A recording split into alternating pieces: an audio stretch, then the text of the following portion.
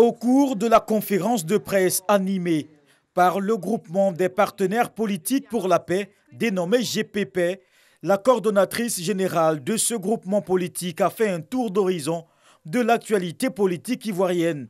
Puis, elle a soutenu la décision du Conseil des ministres qui a adopté le projet de loi portant recomposition de la commission électorale indépendante.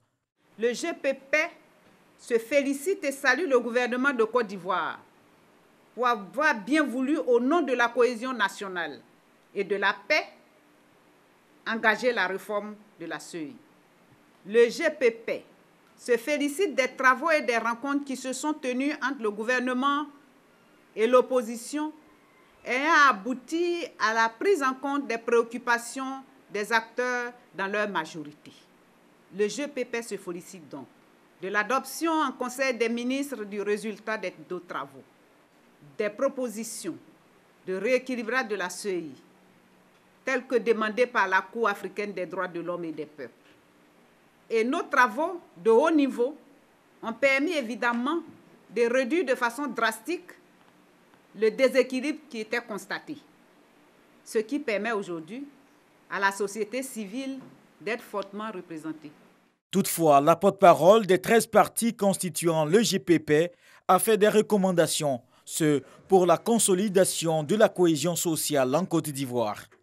Le GPP recommande à la classe politique de taire toutes les divergences et de penser à l'intérêt supérieur de la nation.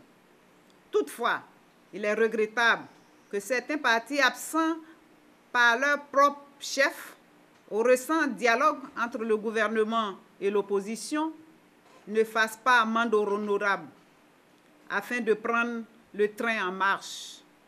Le GPP mentionne qu'il est tout de même incompréhensible que l'on demande une réforme et qu'en retour l'on boycotte ces assises censées faire la réforme.